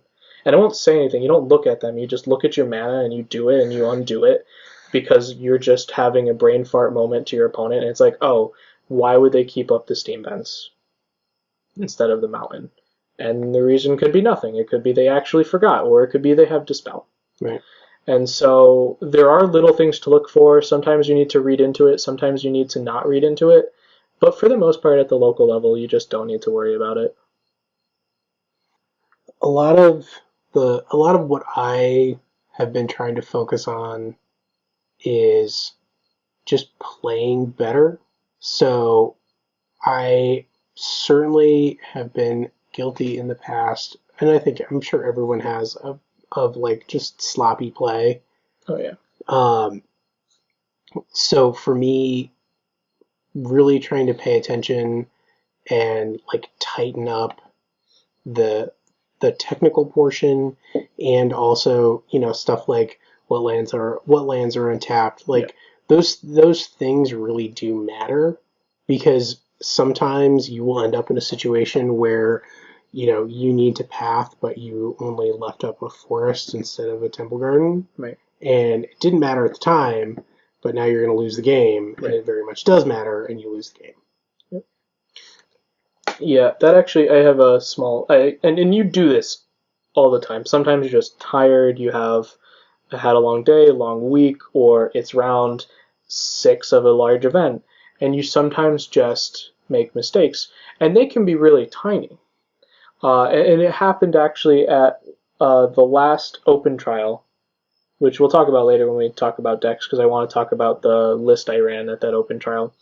I was in round 4. I was playing Jund against a blue Tron player, and there was an instance where I had Scavenging Ooze in play, and the way that I cast Scavenging Ooze was I paid double green, where I now only had 1 green available for Scavenging Ooze, which meant I couldn't proactively eat any of the pieces in his yard, or I couldn't, or rather, I think I played something else. So I tapped out of green sources and I left up Blackleaf Cliffs was it. Yeah. And I could have tapped differently to leave up the green to just eat something out of the yard, and he had the Academy Ruins in play to get back things. And Scavenging Ooze that game was able to eat both Mind Slavers, a Worm Coil engine, and a lot of things.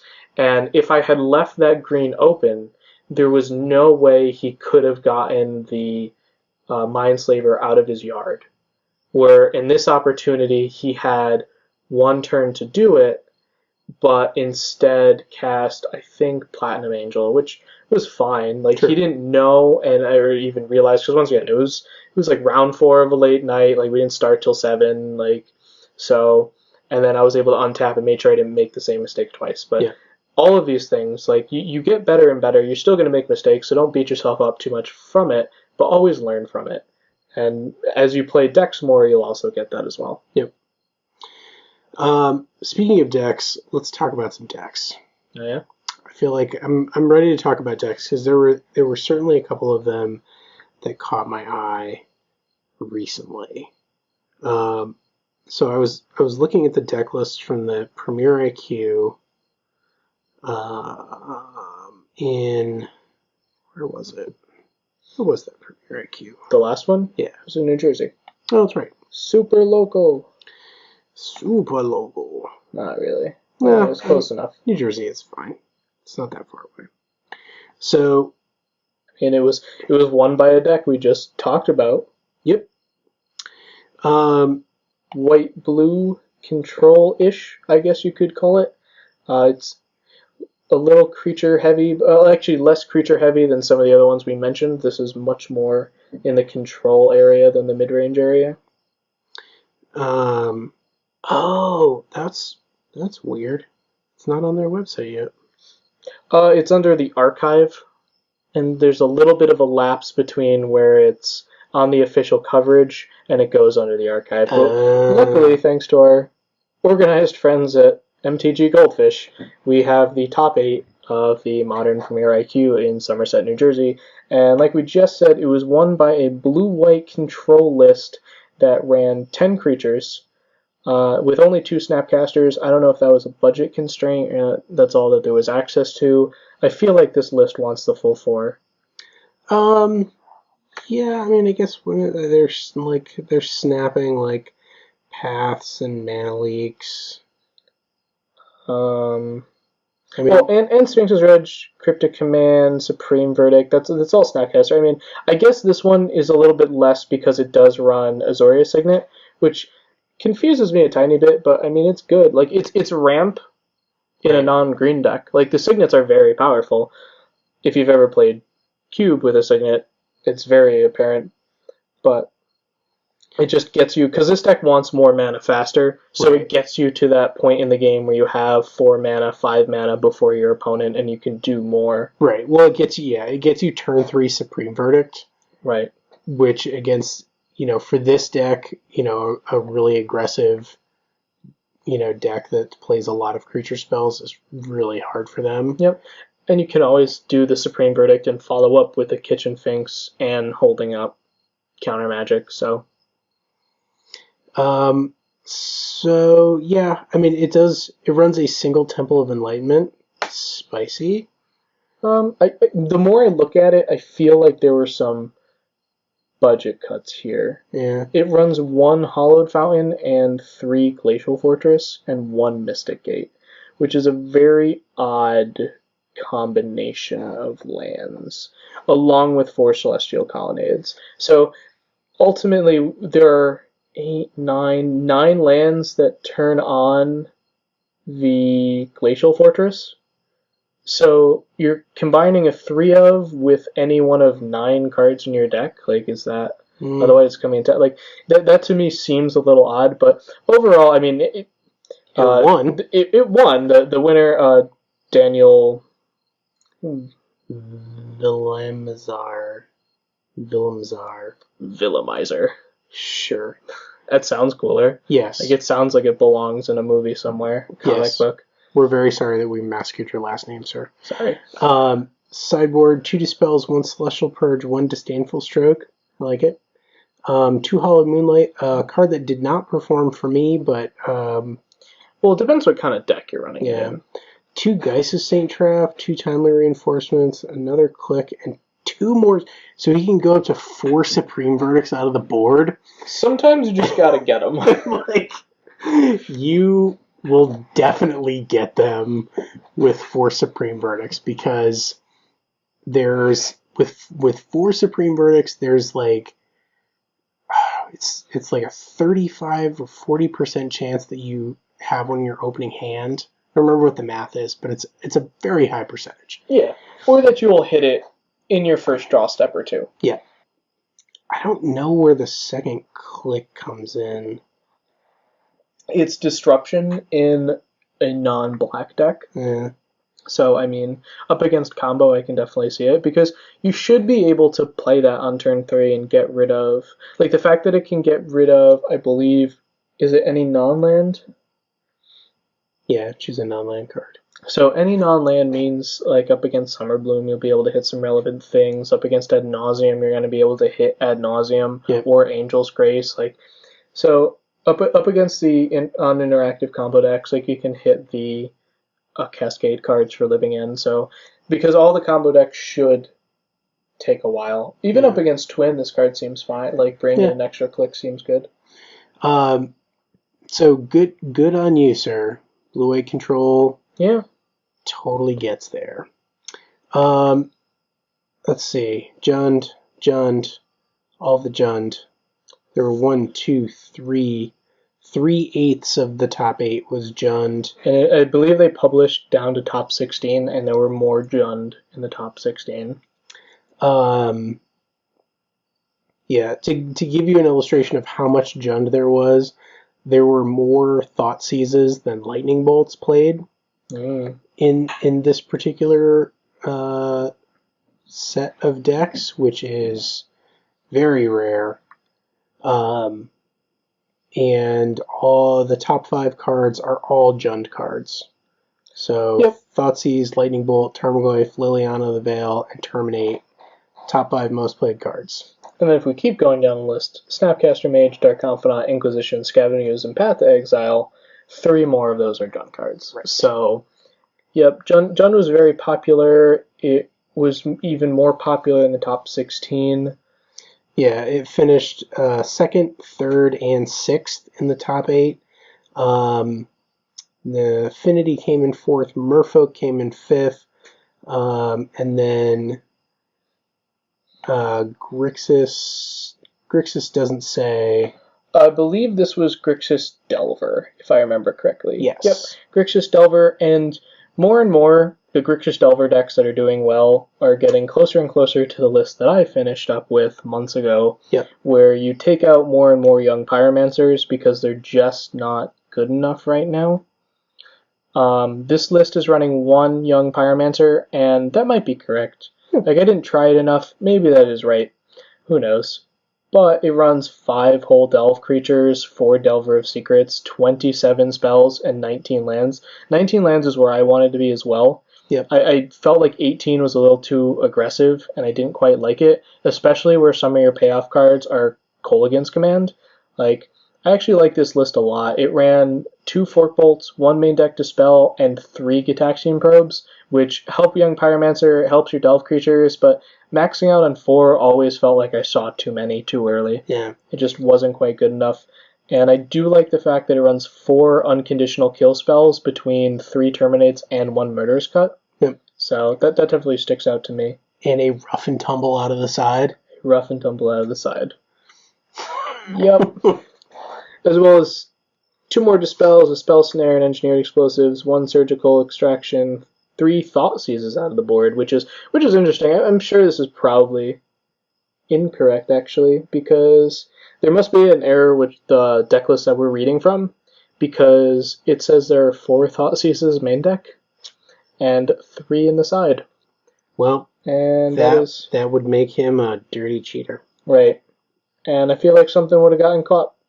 So, my guess is that there are Inquisitions in the main and Thoughtseizes in the side, which also makes sense. And I loved the discard spells in the main deck of this deck. Yeah. I think it's just the correct way to go. I think it added a whole another level. I just thought it was very, very good. Finish it off with some Vampiric Links. In Delver, I liked Death Shadow more than Vampiric Link, but to each his own. Sure. 1 Hercules Recall, 1 Negate, 1 Spellskite, 1 Dismember. And this list is another one I really like. There are just a lot of really cool modern lists. Yeah. I like the white-blue one. Also... I wanted to talk about Rough and Tumble for a minute. Okay, we can talk about Rough and Tumble. So Rough and Tumble is a Planar Chaos split card. 1/2 is Rough, which is 1 in a red for sorcery that deals 2 damage to each creature without flying. The other half is Tumble, which is 5 in a red for a sorcery that deals 6 damage to each creature with flying. So the reason that this card exists in the sideboard of Delver decks is it is a Pyroclasm that you can run that does not kill your Delver. Yep. Does not kill your Insectile Aberration. It's kind of like Whip Flare and Affinity. Yep. Like it is a board sweep that you can run without taking cards out of your deck. So that is super relevant. Yep. And since we gave out go grab a Rough and Tumble. We have why more not? planar chaos cards. It doesn't even have, because it's not a full card, it doesn't even bring the price information up, but I'm sure it is expensive. 94 cents on Great. Star City. Well, pick it up. But this list brought to you by James Eck. Congrats on the top 8. Yes. I really do like the list. And then the other one that stuck out, mostly due to the fact that it's not Gender Affinity, is a Jeskai Control. So, yet again, another Blue-White X control deck that did very well. And I really like this because the creature base is 4 Snapcaster Mages. Yep. And that's the end of the list. Solid. You will definitely... You are guaranteed value out of your Snapcaster when you have 31 spells. 31 spells. Of which... 2 cannot be flashed back. Yep. So you've got 29 Snapcaster targets. Seems okay. You will have a target. Yep. The main deck Engineered Explosive seems great when you're only running Snapcasters. Yep. I also really liked Jeskai Control for a long time just because it's mostly just a blue burn deck. And I really like that because for most of the time you're controlling the board with your lightning bolts, which... Well, there must be a problem with this list too. No, you're in 4 Lightning Helix. I understand they're Lightning Helix, but I'm wondering if that's correct. Like, is there any reason why Lightning Bolt isn't in this deck? I guess not. We should ask him. Yes, I'm sure we can find this man. We say that with a lot of people, and we've never actually put the effort in to find any of them, but yes, I am interested to know why no Lightning Bolt. I guess I've actually heard a lot of Twin players that boarded out against a lot of decks because they don't think it's good enough, and I think that's incorrect, especially... in certain, like a lot of people board Bolt out against Jund. I just think that's incorrect because so many times you can just bolt a Liliana and stop it from running away with the game. But that's just me. To each his own. I guess between the Engineered Explosives, the Path Exile, like the way that he's actually winning the game is with Celestial Colonnade. Like this is a Celestial Colonnade beatdown control deck, which is very good. It runs the 1 Engineered Explosives, it runs 1 Supreme Verdict, it has access to so many more on the side. It's running 3 Think Twice, which has exceptional value with Snapcaster, because you can save a mana if you Snapcaster it instead. It's not really value. Don't do that. So Electrolyze, I think, is the big thing. I guess that explains the no Bolt, because it's a burn spell that replaces itself, it controls the board and your opponent's life total. Yep. So he works at Face-to-Face Games in Toronto. Great. I will tweet at him right now. Great. We may or may not have an answer this episode. Probably not. But we will retweet the response, I guess. And the rest, I mean, this is definitely a very traditional blue-eye-red control deck. It's running main deck Land Destruction with Tectonic Edge and Ghost Quarter, and I definitely really like that. It's very...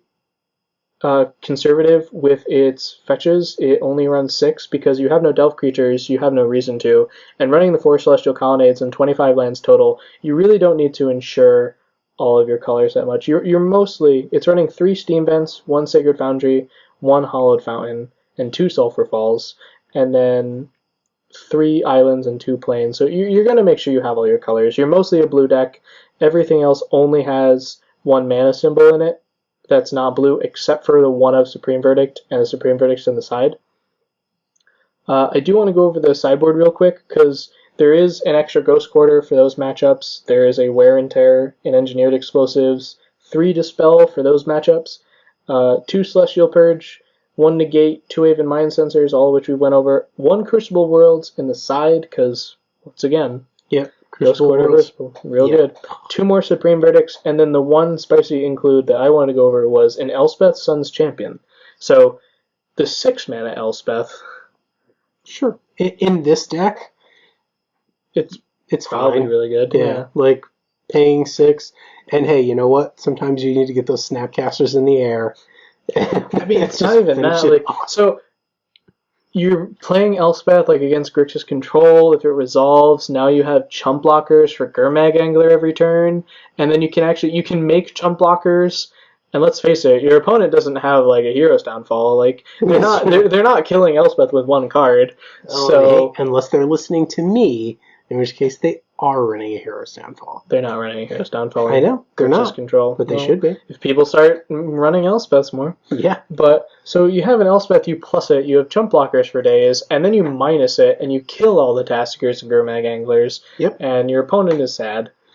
So I think it's really cool as a one of. Absolutely, I like this list a lot. I think a lot of cool lists came out of this, and then there was Merfolk, Affinity, and Jund. I'm interested to see if Merfolk had any splash colors, and it's probably just mono blue.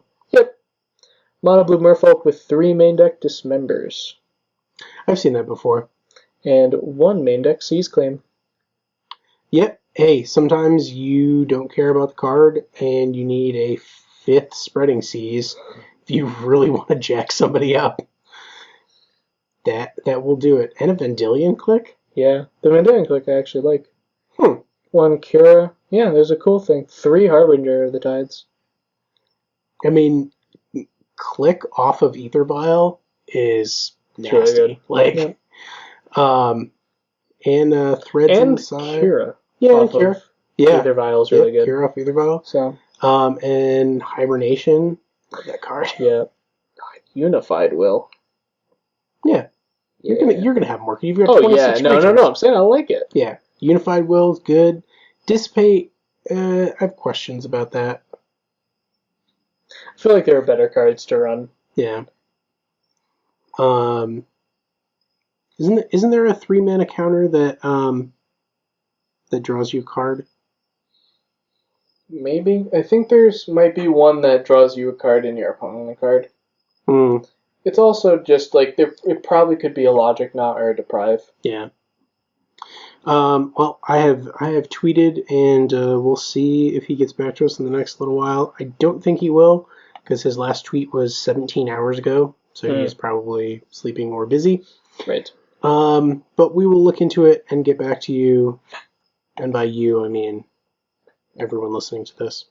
We'll tweet about it later. Right. And then just the one thing I wanted to talk about in the Affinity list that top 8'd was there was 1 Hangerback Walker, which I heard okay things about. Like, it's fine. Yep. Like, it's good in some draws. It's not great in others. Like, it's not good in your most aggressive draws. It's just not. But on your other draws, or if you're trying to stabilize late game and you just have a ton of mana, and you're like up against your Jund opponent who's just going to kill whatever thing you play, playing a Hangerback Walker really is solid. So, and with Tomb of the Spirit Dragon out of the side, that gets good fast. Oh, yeah. Really fast. Yep. No, I think it's a cool include, especially as a one-of. Having it main deck makes a lot of sense because it really is a hedge against those decks. Like, you're going to get draws where Hangerback Walker is amazing, and you're going to have draws where it's awful. Having 1 or 2 seems fine. Yeah. You're not going to... It's not going to make you lose a game. Yep. So there was also... last week, there was a... I don't know if it was a Premier IQ, but it was a... Oh, there was a Modern Star Open. City. Oh, that's what it was. It was a Star City Open in Charlotte. Yep. Jund, Merfolk, Infect, well, Tom Ross, number 3. And then Naya, I think that was Naya Zoo. Grixis, Ring Redtron. Yeah. This was Big Zoo. Yeah, with Voice of Resurgence. Yeah, I just kind of automatically include Voice of Resurgence in Big Zoo. I think it's just... But yeah, so Azorius Titan came in 13th. Yep, that's definitely worth mentioning. Like we said, this deck is very good currently in the metagame. Like, it's very good against Grixis, it's very good against Jund, just because you have so much late game value, and you have enough answers to the really aggressive decks. The only place that you really falter against is the fast combo decks. You don't have as much game against Bloom Titan, for example. And you're not as counterspell heavy against things like Ad Nauseam or Living End. But luckily those decks aren't that popular right now, so you can just kind of hedge your bets and play one of the blue-white X control decks. Yep.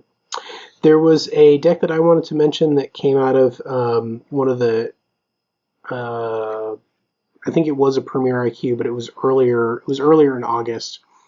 It was a black-white Hate Bears that finished in the top 8. It was a fairly straightforward, mono white Hate Bears.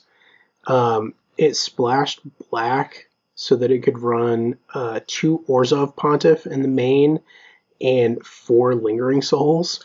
Oh yeah, I think we actually talked about this a little Did bit, we? but I'm not sure because I know I actually played White Black Hate Bears a long time ago, like about 2 years ago, a year and a half ago. I went from mono white Hate Bears and I looked at splash colors and I didn't want to play green and I decided to play black, and I ran Always a good choice. I ran Dark Confidant, I ran Discard, I ran Zealous Persecutions, and I ran Orzhov Pontiffs. And yeah, no, it was really good. Most of the time, your curve is very low and stops at 3, and your average converted mana cost is 2 or 1.9 something. Yeah. So Well, it was running Dark Confidant on that deck was also very good. I didn't run the Lingering Souls. Yeah, this one, its main aggressive cards were Sarah Avenger, and then Flicker Wisp, and it had a Linvala at the top end as a one of. Okay. I wish they would reprint that card. I don't know why that wasn't in the From the Vault Angels. Yeah, a lot of people are a little confused, especially because Iona was reprinted in Modern Masters and then From the Vault Angels. Yeah. And Linvala, it sees so little play, but it's so expensive because it's a mythic from Rise of the Eldrazi. Yeah, it's just very good. And it's never been reprinted, so yeah, kind of a weird thing. But maybe it's gonna be a promo for some maybe. We'll see. thing. Those were the interesting decks. I also have Sultai on the brain. Gerard Fabiano. I was looking at some older lists because I really want Sultai to be a good color combination, and I hadn't found it. I think that he came pretty close. Well, it depends what you're trying to do, because Sultai is kind of the same as Bant, where it's hard to figure out where it wants to be. Like, Bant really wants to be tempo, aggro, and stuff. Sultai, so far, the only successful builds have been a mid-range deck, and the question is, do you want to be a mid-range deck without access to Terminate and Lightning Bolt right now? Maybe. I don't know. This was a list of his that I found somewhere on the internet. It's 3 Snapcasters, 4 Tarmogoyfs, 2 Thragtusk, 2 Tasker, 4 Inquisition, 4 Serum Visions, 1 Thoughtseize, 3 Abrupt Decay. So there's your Terminate many of the times. Kind of. The issue is now you're just playing a worse Jund. This happened, I remember this, because he won an Open with it. Oh, was that and it was the first Modern Open that was the new format that went across 2 days. It's important to know that Jared Fabiano is to Sultai what Tom Ross is to Infect. So while there is the deck is solid, the deck's not bad, but the issue is it's a matter of the pilot and not the card choices. There was also a Golgari Charm, 3 Mana Leak, 2 Ashiok, 1 Compulsive Research, Maelstrom Pulse, 2 Cryptics, 2 Damnation, Jace Architect of Thought, bunch of lands. Clearly, it got there. No, it did. It was very good. People hadn't discovered Grixis yet either. This was a very long time ago. So it was Modern was just resettling I believe. Like Dragons of Tarkir just came out or something recently. Hmm. That was kind of like the time frame. I believe we actually covered it in an episode when it happened too, because I was really interested by the deck. But I mean, Thragtusk is only barely playable in Modern right now. Like the only good part about Thragtusk isn't even the life gain anymore; it's the fact that it takes 2 cards to deal with. Yeah. So You have to look at it because I brewed a little bit or tried to brew a little bit with like a self mill heavy delve like Tarmogoyf thing, but I don't know if it's there yet.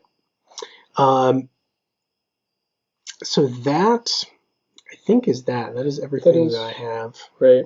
I wanted to talk about the Modern Open in Charlotte, which we briefly talked on. So the winning Jund list, piloted by Joseph Herrera. Yep. Joseph Herrera. I want to talk about his list and the fact that I took it and modified it a bit and played it myself and was very happy with it. So he ran 13 creatures, 4 Dark Confidants, 4 Tarmogoyfs, 3 Scavenging Oozes, and 1 Tossiger, which is kind of standard right now. And then there's a 13th Flex creature. Some people put in a second Tassiger, some people run a Huntmaster, or they run 2 Scavenging Oozes and 2 Kitchen Finks. He ran an Abbot of Carol Keep, which I thought was interesting, and it's cool that Abbot won an Open now. Yep. Even just as a one-of. In that slot, so I ran this deck at an Open trial recently, and I was able to win it with this list with a couple minor changes. The Abbot of Carol Keep became an Eternal Witness, and I cannot sing the praises of a 1 of Eternal Witness in Jund enough. It is an amazing card. Being able to draw a card from your graveyard against any grindy matchup is amazingly powerful. Like I think it's just better than Abbot, honestly, if you're going to have a 1 of creature like that. Like they're both 2/1 bodies. The Eternal Witness costs 1 more mana, but you're getting your choice of cards back, and it lets you completely go infinite with Kolaghan's Command, which is not irrelevant, but it's not like the biggest thing. Like you have to be going super late game for that to be relevant, but being able to on turn 5 play Eternal Witness, get back a Terminate, and terminate their only creature is just way too powerful for you to be able to say no to.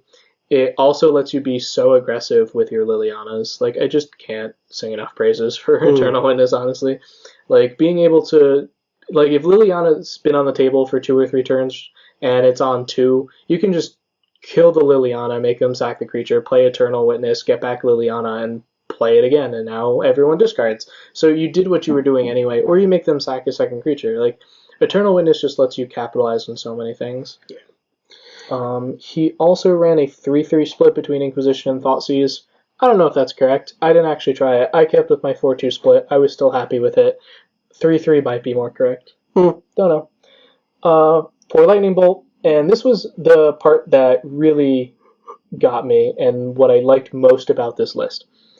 2 Abrupt Decay, 4 Terminate. And I think this is what Jund lists want going forward.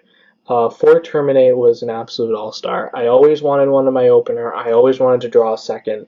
Yeah. 4 is a correct number. Abrupt Decay is becoming less and less important in Jund. It's no longer the 4 of it automatically used to be. It probably shouldn't even be the 3 of. You can have 2 main decks, so you have it, and you can put 1 or 2 in the board, and I think that's where Jund wants to be right now. Because Twin doesn't really try to combo you all that much. And the only card that you care about against Twin is Deceiver Exarch, because everything else dies to Bolt, and Deceiver Exarch dies to Terminate. Like, if you're going late game, they're either comboing and you're running them out of resources. Right. They might not have the counterspell for Terminate. So normally Terminate's enough. Abrupt Decay is just a little bit extra gotcha. And for that, you really don't need more than 2. Like, I was very happy with 4 Terminate, 2 Abrupt Decay. He ran 2 Maelstrom Pulse, 1 Kolaghan's Command. I ran 2 Kolaghan's Command, 1 Maelstrom Pulse. The reason being I run Eternal Witness and he runs Abbot of Carol Keep. That's it. Yep. I like Kolaghan's Command a lot. Maelstrom Pulse, it was sorcery speed removal. A lot of times just sat in my hand because I just couldn't use my mana efficiently enough. He ran one main deck Ghost Quarter. I haven't tried this yet, but I probably will at some point. I leave all of my land destruction in the board, and I did not main deck the Ghost Quarter. I have 2 forests main deck, and I really like that. Having the double forest and double swamp against Blood Moon is just such big game, and I don't think I want to leave that anytime soon. Other than that, the list there was pretty much what I ran. The sideboard was a lot different. I did have 1 Abrupt Decay. I replaced the Ancient Grudge with the Crozen Grip because I'm not really milling anything, so I don't really need the Ancient Grudge. And Crozen Grip being uncounterable, and more than that, Split Second is really awesome against Darkbound Ravager. So I really like Crozen Grip, and I would suggest running that. In the board, I did run, I believe it was 2 Anger of the Gods, and 3 Fulminate Mages and 3 Kitchen Finks like he did. The Damnation, I think I replaced with only 1 Languish. I didn't really want to run more than that. I did run an Olivia like he did, but I never boarded it in. And then I ran 2 Leyline of the Voids, which is a pickup from Grixis Control, and it's very, very good. Leyline of the Void, shutting off only your opponent's graveyard, which allows Tarmogoyf to stay relevant without letting your opponent snapcaster things or flashback things or do a funky combo, is definitely really relevant. And Leyline of the Void definitely won me one of my rounds, so I would definitely recommend Leyline of the Void instead of Nile Spellbomb, which is also a good option, but because it only handles it once, I like Leyline of the Void a lot more. Because it doesn't have to stick for the whole game. Like, they're going to Cryptic it. That's fine. You don't care. By the time that they Cryptic it, you're just going to be casting it. Because they're tapping out for Cryptic, and you're going to tap out for Leyline. And now you're back where you started, except they spent a card and drew a card, and you took a turn off. Like, you're just back where you started. Which is fine for you, because you're just trying to run your opponent out of resources. So, trading a Cryptic for you pausing for 1 turn of casting spells, not even attacking, is probably relevant enough. So I like where this list was a lot. It seemed to do a lot better against Grixis and Control lists than previously. I really like the 4 Terminates because there's so many Anglers and Tassigers. Yeah, I mean, I had pretty much no trouble with the deck. Like, it just ran super smooth. It's a lot lower to the ground by not main decking any Kitchen Finks or Huntmasters. Like, your curve is super low. Like, you have 7 3-drops. Yeah, 7 3-drops, 1 6-drop, and the rest are all 1 and 2. So your Dark Confidants don't really hit you that much. Like, they still have the possibility to flip lands anyway, so... Yeah, no, I like this list a lot. Because of the 13 creatures, you always favor a hand with a manland. Because that's how you close out most games. But, yeah, for the most part, I'm totally behind this list. I really like it. Nice. All right. Well, so we do have one other very special thing coming up. I just actually got a message while we were recording this that... Well, I guess we have 2 announcements, right? Yes. So we'll go with the so we'll go with the maybe the less exciting one. I don't know. We'll do the one that's purely us first. Yes. So the less exciting, but not so exciting. Not unexciting. Not unexciting. Just different. It's different. It's differently exciting. So we have started to record versus videos, and they're playtesting and gameplay videos of modern decks. Yes. The goal is to have a complete mix because there's not that much modern gameplay videos where everything's actually controlled. And that sounds weird, but a lot of the modern gameplay that you can find on YouTube is people going on Magic Online like 8-man queues, where you're going to face some weird stuff. You're going to face the occasional standard player that clicks on the wrong room. You're going to play against Tier 1 while you're playing your budget brew. And so it's not as good of a practice thing to view as something that's set up ahead of time. Right. And there's not many channels that do that, not many people that do that. So we're going to try and do a lot of that between the top tier versus top tier to budget beater versus budget beater and brew versus brew, and a mix of them to see how certain brews will do against top tier and everything else. Yep. Ideally we would also, try and set up gauntlet videos, to show people different matchups, where we can go, okay, here's whatever, Zoo, and we're going to take it through Affinity, Jund, Junk, Burn, Grixis, all that sort of stuff. The whole 9 yards.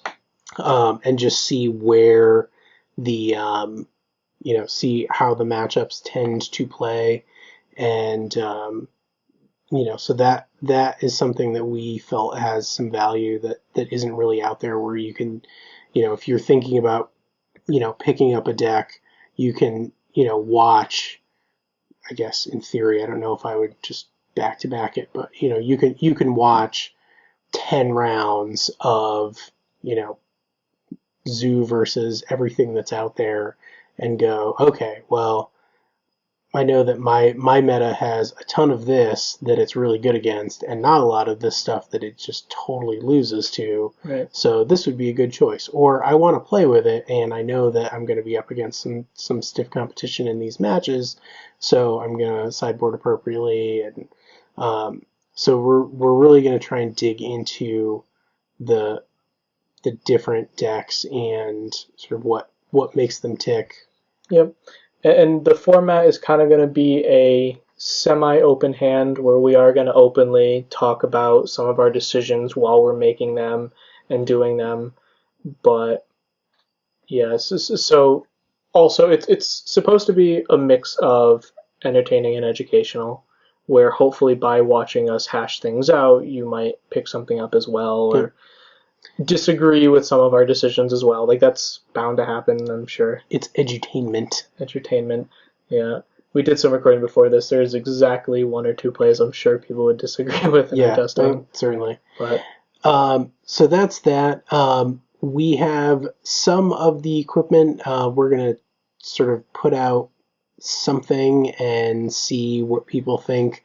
So if this is something that you are interested in, please consider going to our website, TurnOneThoughtseize.com, all spelled out, and clicking on the old donate button and giving whatever you can to support us getting some more equipment to make the videos look and run better. Additionally, like we will get the equipment in time.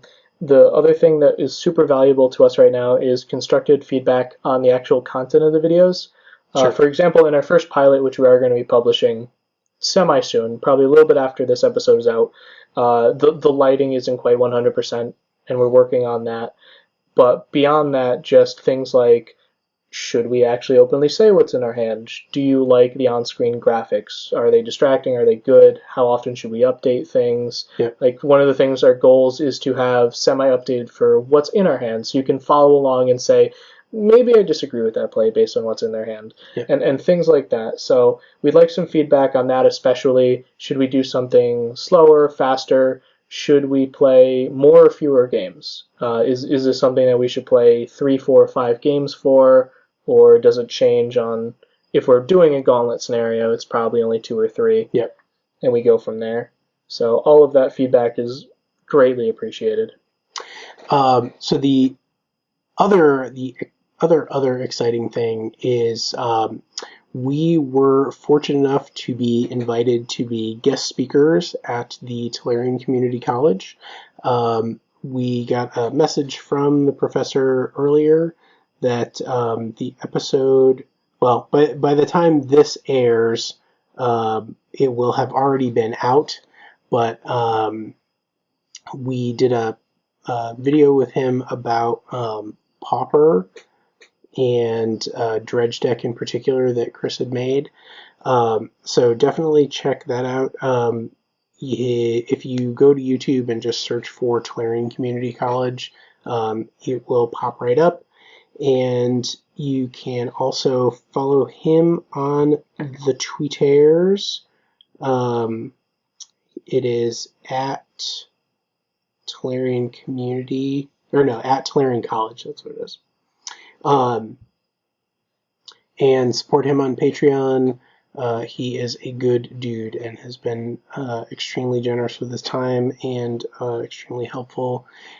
So watch that, click like, click subscribe, tell him how wonderful we are, and we'll try and do some more stuff with him. And yeah, so good things are happening. Yeah. So thank you as always for listening. If you have any questions for us, you can certainly tweet us at @1Thoughtseize. You can email us, thoughtseizeu@gmail.com. You can listen and subscribe on Stitcher Radio, MTG Cast, iTunes, and directly from our website RSS feed, TurnOneThoughtseize.com, all spelled out. If you are inclined to donate, you can do so at our website. And if there are things that you would like to see or hear us talk about, certainly feel free to give us a shout. And remember, kids, after Apollo Creed beat Rocky, he went out, built the first spaceship that went to the moon, and apparently some bad things happened there. We're no longer educational. Well, It's fine. Now it's informational. Okay. Apollo Creed Built a spaceship. Yep. Bad things happened. And then flew it to the moon. Yep. Yep. And that's it. That is it. Probably cut it before that. Nope. Yeah.